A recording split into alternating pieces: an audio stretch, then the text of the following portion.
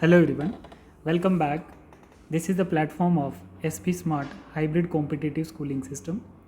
Dear student, today I will discuss about the last overview of chapter 4 for CUT exam point of view. इस chapter में हम लोग क्या क्या discuss करेंगे बच्चे? इसमें हम देखेंगे पेडिग्री एनालिसिस और जेनेटिक डिसऑर्डर. पेडिग्री एनालिसिस में हमने किन पार्ट को ज़्यादा फोकस करना है वो रहेगा आपका इम्पॉर्टेंस, सिंबल्स और डेफिनेशन पे. ठीक है, पेडिग्री एनालिसिस की डेफिनेशन आपको पता होनी चाहिए, सिंबल पता होना चाहिए और इसकी इम्पॉर्टेंस पता होनी चाहिए. ठीक है, principle of inheritance and variations में ये बहुत इंपॉर्टेंट टॉपिक है पेडिग्री एनालिसिस. डेफिनेशन क्या है? Record of occurrence of a traits in several generation of a family. इसको हम लोग फैमिली ट्री भी बोल सकते हैं. ठीक है, एक ऐसा रिकॉर्ड जहाँ से प्रॉपर पॉपुलेशन का ऑरिजिन हुआ है.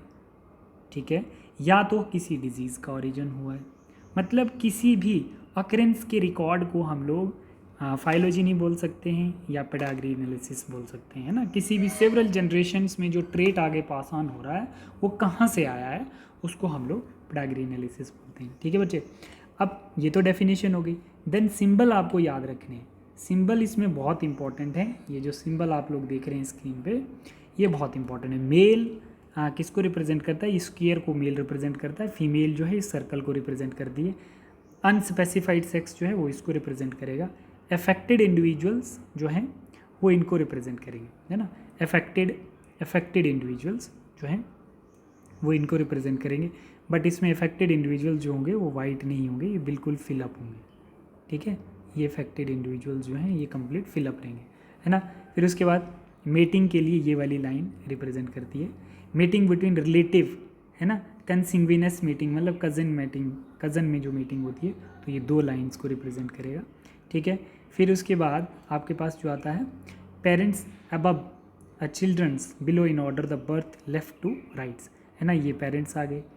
ठीक है, ये पेरेंट मतलब नॉर्मल पेरेंट्स हैं. हम जब इसको डार्क कर देते हैं तो इसका मतलब क्या होता है? वो डिजीज होते हैं. नॉर्मल पेरेंट्स के ये नीचे क्या हैं? ये बच्चे हैं इनके. ठीक है, फिर उसके बाद पेरेंट्स विद मेल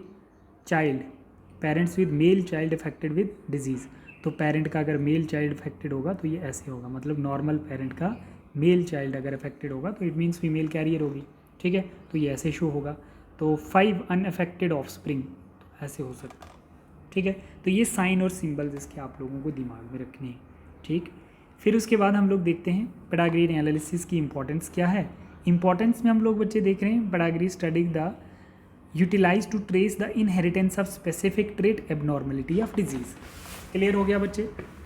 इससे हम लोग ये किसी डिजीज़ को ठीक करने में, जो जीन्स में म्यूटेशन होती है उनको करेक्ट करने में हमें हेल्प होती है कि ये जनरेशन से आता जा रहा है, कैसे आ रहा है, कौन सी जनरेशन में था, तो हम लोग उसको करेक्ट करने में हेल्प कर सकते हैं. तो इम्पॉर्टेंस आपको पता चल गई, सिंबल और डेफिनेशन. ठीक है, फिर हम लोग देखते हैं जेनेटिक डिसऑर्डर क्या होते हैं. तो जेनेटिक डिसऑर्डर बच्चे हमारे पास दो टाइप के होते हैं. सबसे पहले आपको ये चीज़ भी ध्यान में रखनी है. ठीक है, जेनेटिक डिसऑर्डर में हमारे पास एक क्रोमोसोमल डिसऑर्डर होता है और एक हमारे पास क्या होता है? मेंडेलियन डिसऑर्डर रहता है. तो जो क्रोमोसोमल डिसऑर्डर होता है बच्चे, क्रोमोसोमल डिसऑर्डर जो है इसकी एग्जाम्पल आती है डाउन सिंड्रोम, मतलब ट्रायोसोमी ऑफ क्रोमोसोम्स नंबर 21. कैसे होगा? मानो अगर XX है तो इसके ऊपर एक और X लग जाएगा, उसको हम लोग ट्रायोसोमी कहते हैं. बट पूछा जाता है कौन से क्रोमोसोम्स पे? 21 पे, which is autosome chromosome. 1 to 22 जो होते हैं वो ऑटोसोम्स होते हैं और आपका 23 और 24 जो होता है ये क्या होता है? एलोसोम होते हैं, जिनको हम लोग सेक्स क्रोमोसोम्स भी बोलते हैं. Klinefelter syndrome, extra X chromosomes in male. ठीक है, जैसे XY तो था मेल के पास, XY तो था ही था, बट इसके साथ एक और X जुड़ जाएगा तो उसको हम क्या बोलते हैं? Klinefelter syndrome, addition of 1 X chromosomes. ठीक है, तो 46 + 1 हो जाता है 47. ठीक है बच्चे. देन टर्नर सिंड्रोम्स, ये मेल में होता है और ये फीमेल में होता है. Turner syndrome in case of female, 1 chromosomes are absent in female.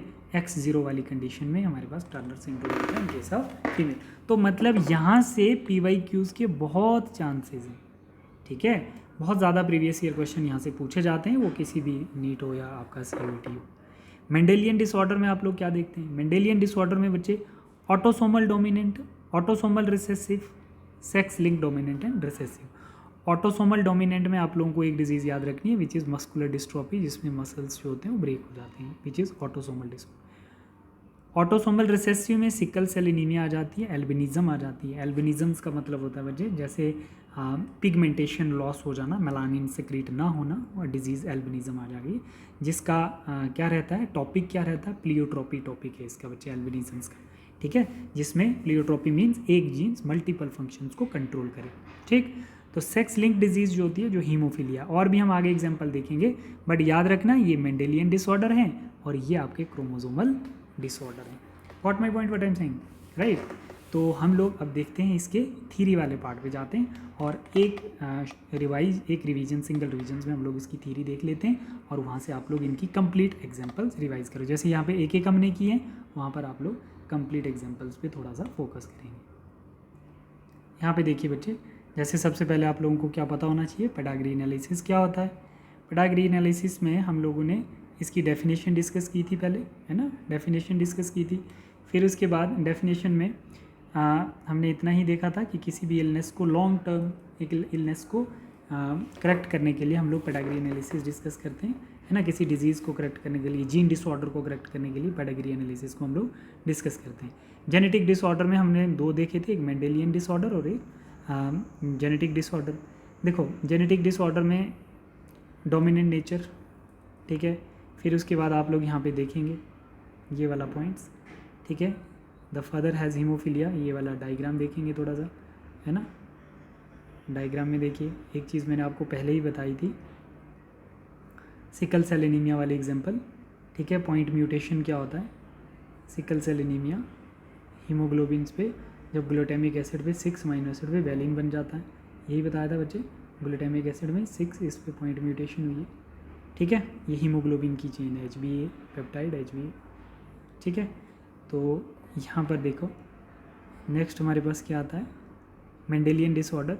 Mendelian disorder में आप लोगों को हीमोफीलिया देखना है, ठीक है, सिकल सेल एनीमिया देखना है, ठीक है। सिकल सेल एनीमिया में autosomal recessive condition which mutant haemoglobin molecule, ठीक है। Oxygen tension causing of the form of RBC। Oxygen tension का मतलब होता है कि जब सिकल सेल एनीमिया होता है वो कुछ ऐसा जैसा बन जाता है, वो ऐसा बन जाता है।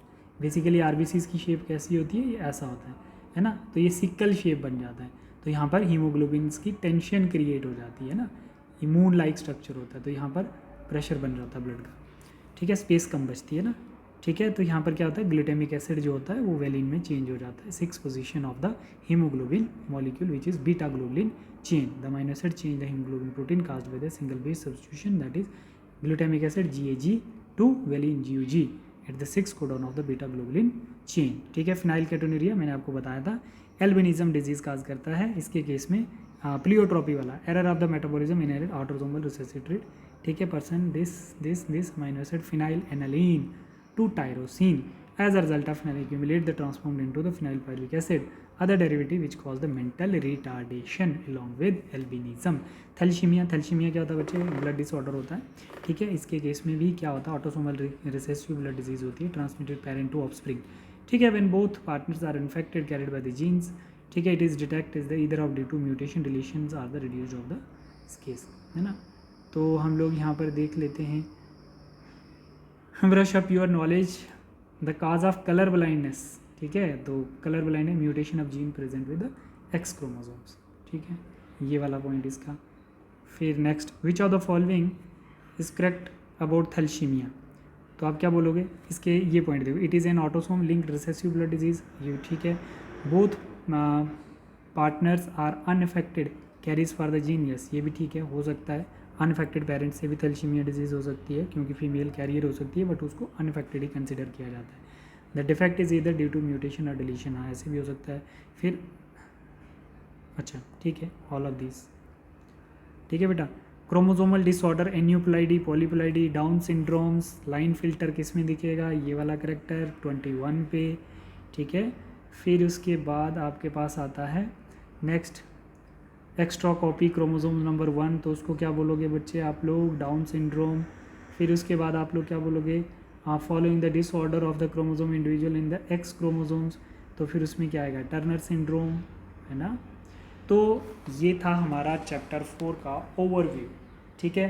तो इसके PYQ और साथ में इसके नीट के कुछ क्वेश्चन, CUT के कुछ प्रीवियस ईयर क्वेश्चन हम लोग अलग से डिस्कस करेंगे। बट इधर यहाँ पर अच्छे से आप लोगों को इसको वीडियो को वॉच करना है और यहाँ से इन 4 पार्ट में इस चैप्टर को हमने कंप्लीट किया है। थैंक यू बेटा।